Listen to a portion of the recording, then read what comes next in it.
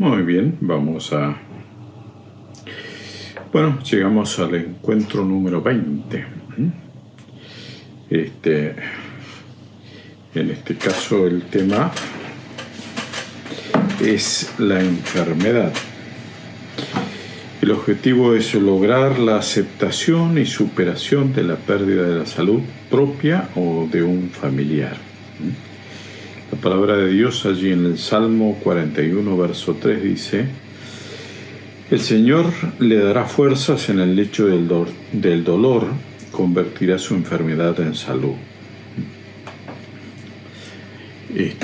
Por supuesto, ¿qué es lo que representa la aparición de una enfermedad seria en la vida de la persona o de la familia? ¿Sí? Este es el tema, ¿no? Por lo menos una crisis. El equilibrio personal y familiar se pierde, se produce la desestabilización de un orden, se alteran los roles, tiempos, las tareas y lo económico. Más allá de estas características de la personalidad, los recursos emocionales y espirituales con los que se cuente, el tipo de enfermedad, forma de aparición, gravedad y pronóstico inciden cómo se reacciona frente a ella. Por ejemplo, las enfermedades repentinas y agudas con rápido desenlace como un accidente, cáncer, infarto, producen un choque inicial de incertidumbre. En cambio, incertidumbre, desorganización e intensa ansiedad y temor. ¿Sí? Esto nos pasa. ¿Sí? En cambio, en las enfermedades lentas, crónicas, aparece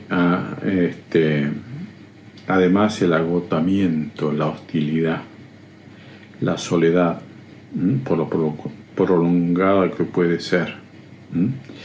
Muchas veces la gente está dispuesta a hacer esfuerzos intensos y concentrados, pero la fuerza de ánimo decae al transcurrir el tiempo. Y el enfermo puede quedarse solo física y emocionalmente. Cuando el problema de salud no se soluciona rápidamente, solemos olvidar, perdemos interés y abandonamos al enfermo y a la familia. En cualquier caso, la aparición de la enfermedad representa un duelo. ¿Sí? Algo valioso se pierde, la salud, y con ella muchas otras cosas valiosas. El trabajo, el orden familiar, actividades satisfactorias de la vida social y a veces aún la autoestima, los proyectos, los sueños. Resolver este duelo es un trabajo que demanda energía y sobre todo tiempo. Este proceso reconoce varias etapas. Lo primero que nos sucede cuando recibimos una noticia de enfermedad, de una situación así, es la negación. No puede ser. Se habrán equivocado, busquemos otro diagnóstico. Y bueno, lo otro también es actuar como si no pasa nada, o sea, sigo. Lo segundo es la ira, o sea, el enojo. ¿Por qué? Porque a mí, porque a él, porque a ella. No lo merecía. ¿Quién tiene la culpa? ¿Sí? La agresividad se puede dirigir hacia uno mismo, porque no me cuidé, hacia otros de la familia, amigos, ¿sí? Y aún hacia Dios, porque lo permite, me abandonó y no me escucha. También está en la etapa de la negociación, ¿sí? En tercer lugar, se intenta hacer promesa o formulaciones de nobles propósitos a cambio del restablecimiento de la salud. ¿Sí? Y por supuesto, también aparece la ira, la depresión. ¿Sí? caracterizado por la tristeza, el llanto, el retraimiento. Estos sentimientos son congruentes con la realidad que se vive. Marca el comienzo de la próxima etapa, que sería la aceptación, que no es resignación, pasividad ni indiferencia, es tener plena conciencia de lo que sucede. Pero bueno, se vive en paz aceptando las limitaciones de la situación, pero también aprovechando las posibilidades. Para los cristianos sería como poder expresar con sinceridad lo que dice Pablo allí en 2 de Corintios, capítulo 12, versos 9 y 10.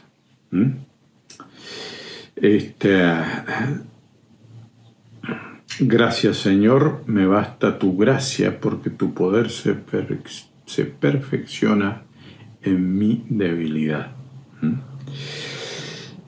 Bueno, por supuesto que estas etapas no necesariamente siguen el orden que acabo de mencionar. A veces tienen otro orden, aparecen de otra manera, porque cada uno de nosotros somos personas distintas, y a veces cada una de las etapas es más larga, más corta, pero esto es más o menos lo que pasa. Ahora, ante la enfermedad hay conductas que son negativas, y tenemos que mirar de no caer en ellas, de no vivir eso. Por ejemplo, apelar a recursos mágicos. A causa de la desesperación e impotencia, surge la tentación de recurrir a cualquier método, desde probar todo tipo de tratamiento novedoso o milagroso que se prometen por allí, hasta curanderos o ritos extraños. Muchas veces esta y otras prácticas tienen altos costos, no solo económicos, sino emocionales.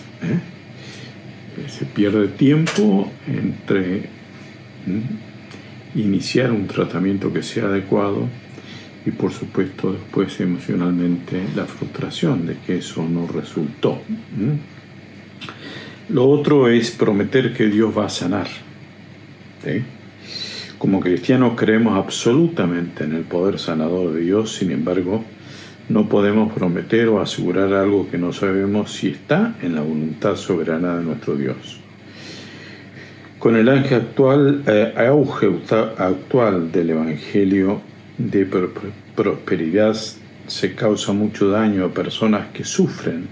Se las lleva de acá para allá buscando una oración especial, que muchas veces termina en frustración y profunda decepción acerca de la Iglesia, la fe y de Dios mismo.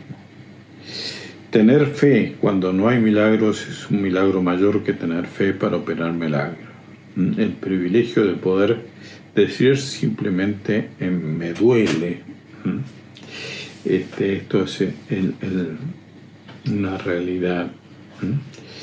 También es un error censurar los sentimientos. Tenés que ser fuerte, no llores, no pienses cosas feas, que no te vean llorar, que no se preocupen. Un creyente no debe sentir tristeza o desaliento.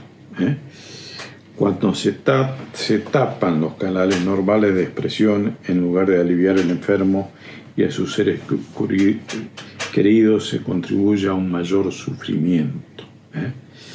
Sentimientos de no ser comprendidos, culpa, desvalorización, se agregan a la experiencia del dolor normal de la enfermedad.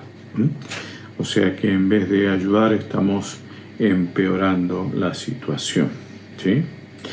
Lo otro que no debemos hacer es la sobreprotección, que eso no ayuda al enfermo. Ahogarlo con atenciones, necesita sentir que sigue siendo útil. Seguramente hay muchas áreas libres de enfermedad que le permiten hacer cosas por sí mismo. En todo caso, se debe llegar a un acuerdo con el enfermo, permitiendo que él exprese la manera que quiere ser ayudado. Qué es lo que necesita, no invadirlo y hacer todo por él.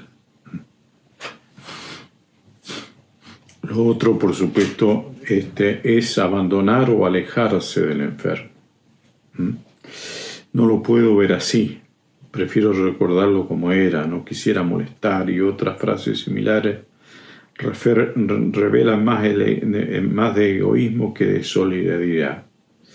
Aquí en la fórmula, es cierto que no todos están capacitados para ayudar físicamente, esto es cierto, pero poder estar acompañando emocionalmente a un enfermo, todos podemos hacerlo. Bueno, estar orando y acercarnos, aunque no podamos hacer algo que le pueda ayudar. Hay tareas que solo pueden hacerlo los médicos, los enfermeros o algún familiar que ya sea capacitado. Pero nuestra presencia, nuestro estar allí al lado es importante. Tampoco se debe hacer es criticar a los médicos o a los tratamientos que se están llevando adelante. Esta actitud responsable suele ser bastante común y puede confundir y desanimar al enfermo y al entorno. Y muchas veces los que opinan fácilmente son los que están menos calificados. Buscar, por supuesto, la ayuda adecuada en cuanto a los médicos y luego confiar en ellos, es lo que se debe hacer. Por supuesto que hay conductas que son positivas y estas sí debemos ser parte, ¿no? Orar por los enfermos. Del Padre Celestial proceden todas las cosas buenas, dice Santiago 1:17. Y hay muchas cosas sobre las cuales orar: por la salud, por la paciencia, por fortaleza, por ánimo, por aumento de la fe, por problemas prácticos que se deben resolver, por decisiones para tomar. Y bueno, por supuesto, la oración como comunidad de fe también es importante. Santiago 5:15, del 13 al 15. Y no olvidando dar gracias por todo, sabiendo que Dios obra a favor de sus hijos. Filipenses 4, del 6 al 7.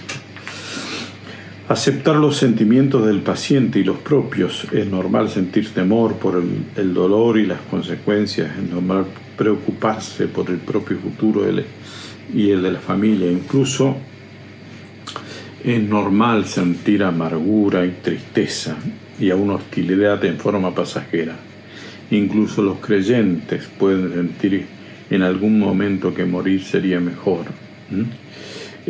opción ante distintos sufrimientos muy intensos. Si no, recordemos las experiencias del profeta Elías, de Jonás, de Jeremías, de Job, de Pablo. Son parte de un proceso de duelo normal. No creemos en que esos sentimientos no pueden ser superados, pero la comprensión del ser humano los alivian en gran parte. Dice Job 16:5, pero yo os alentaré con mis palabras, y la consolación de mis labios apaciguará vuestro dolor. Demostrar cariño y buen ánimo, sin exagerar. A veces el silencio y la compañía son suficientes, en muchos casos al contacto físico. Tomar la mano, una caricia, es la mejor y única terapia. El cariño demostrado en forma práctica es de mucho valor. Y dar palabras de aliento y de esperanza. A veces un versículo bíblico, simplemente una palabra de ánimo para que la persona que está transitando siga adelante. Ayudar y entender y atender a la familia. A veces no nos damos cuenta, pero allí hay un familiar cercano que está llevando una gran carga, que también necesita ayuda, comprensión, ser escuchado, ser animado, orar por él para que Dios le guíe y le dé fuerza. Todas estas son las cosas que sí debemos hacer. Por supuesto, saber en qué fase de duelo estamos es importante. y averiguar si estamos haciendo lo correcto o estamos equivocándonos. Y darnos cuenta cuando nos hemos equivocado para no volver a repetir esto. Allí en Isaías, y esto ya terminando, dice: Él tomó nuestras debilidades y cargó con nuestras enfermedades. Esto es lo que tenemos que tener cierto, que tenemos un Dios que toma nuestras debilidades y lleva nuestras enfermedades. Entonces podemos confiar en Él y apoyarnos en Él en medio de las dificultades que nos toca enfrentar. Que Dios les bendiga.